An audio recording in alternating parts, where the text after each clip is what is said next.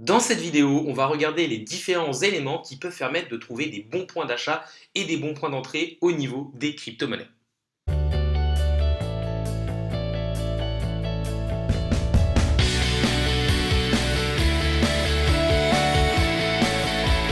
Salut à tous, c'est Inspecteur Crypto, bienvenue dans la vidéo du jour qui va parler des points à regarder pour possiblement passer à l'achat.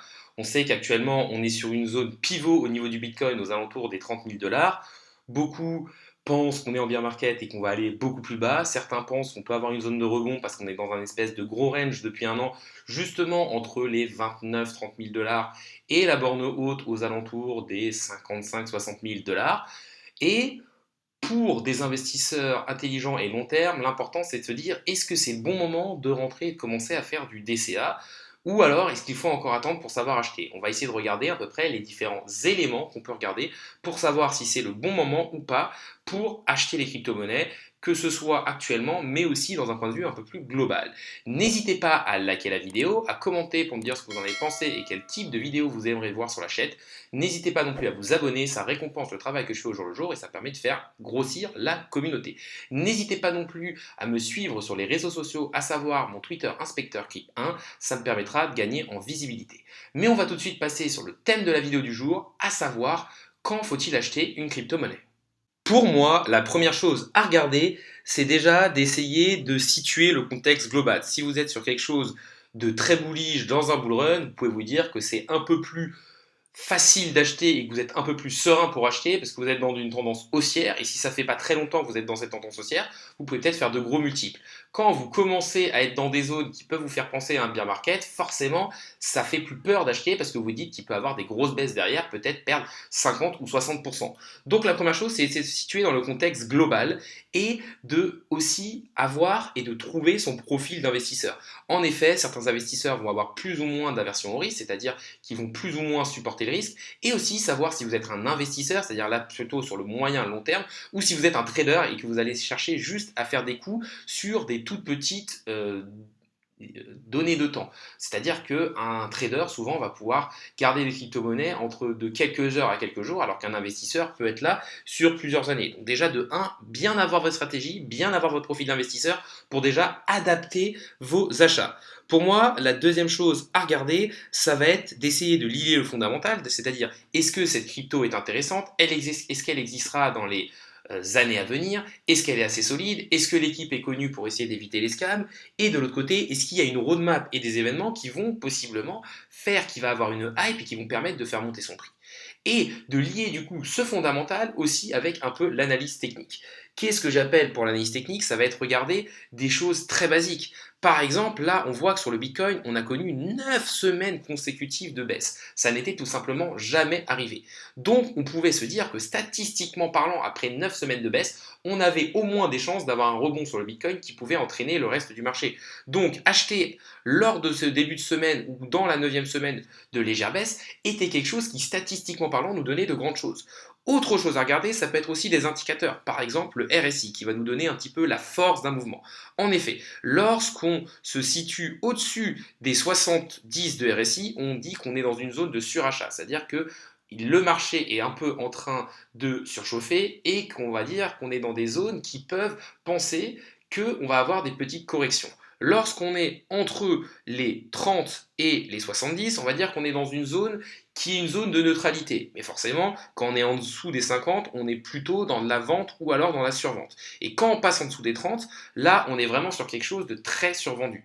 Donc déjà, commencer à acheter dans des zones où on se dit, bah là actuellement, on est quand même dans des zones de vente où on a la place quand même de pousser avant d'être en surachat, ça peut être intéressant. Alors qu'acheter sur des RSI, comme on voit par exemple ici à plus de 90, c'est très risqué parce que le marché est un peu en surchauffe et qu'on peut se taper des très grosses baisses derrière.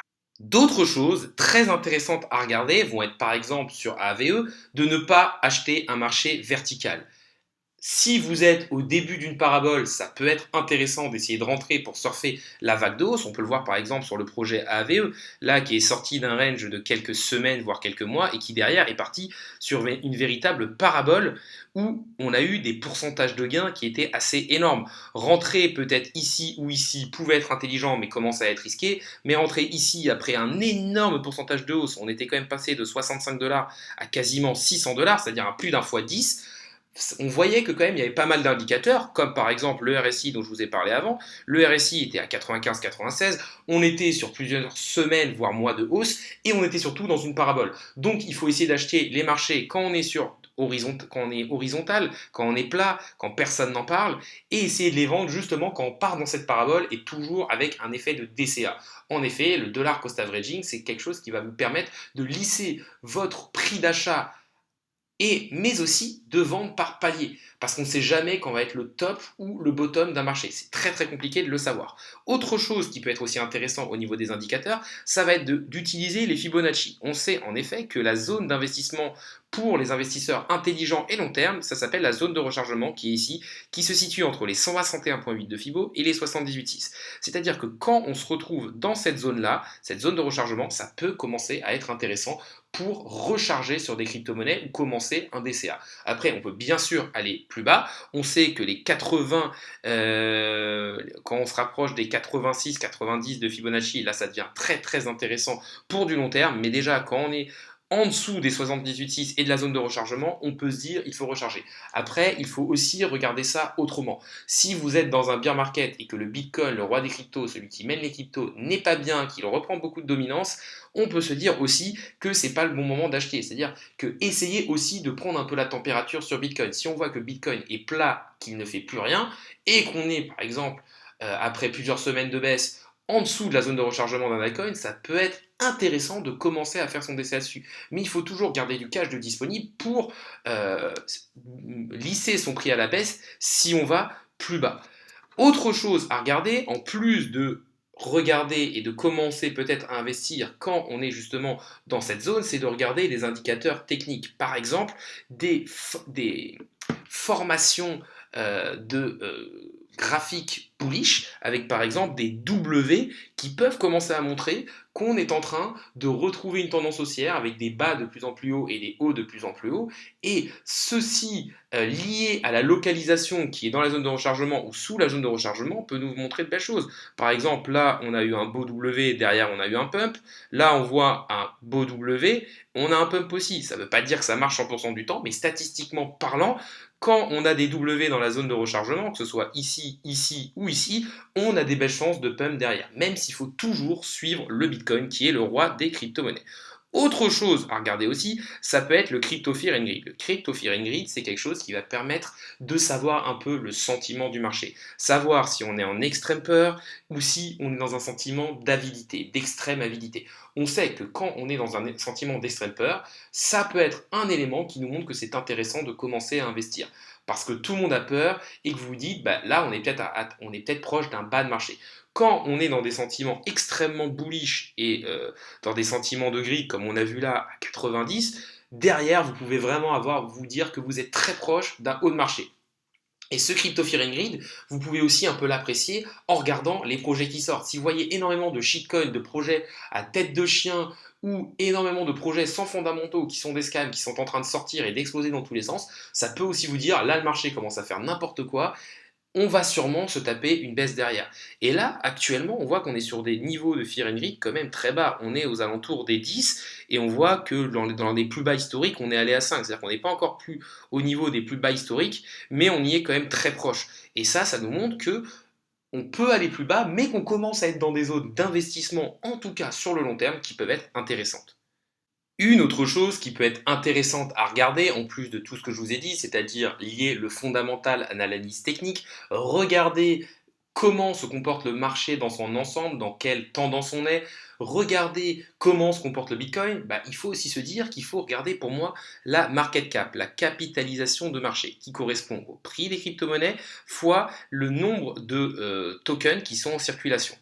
Forcément, une crypto-monnaie qui a une énorme market cap va avoir beaucoup plus de mal à faire des gros multiples. Et forcément, quand on cherche une zone d'achat ou alors un actif à acheter, on veut faire d'énormes multiples. Là, par exemple, pour revenir aux alentours des 60 000 dollars sur le Bitcoin, il va falloir qu'on dépasse les 1000 milliards de capitalisation de marché pour le Bitcoin. C'est-à-dire, si vous voulez doubler en termes de prix, il faut doubler sur la market cap.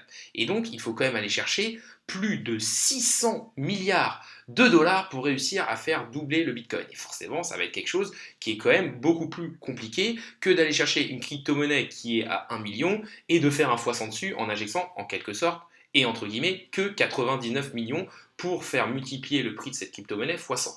Ça, on va dire que c'est pas un indicateur pour savoir quand acheter, mais ça peut être un indicateur pour savoir si c'est intéressant ou pas d'acheter. Mais il faut se rappeler aussi une chose, c'est que le rendement va de pair avec le risque. Et que donc plus la market cap va être basse et plus le risque va être haute.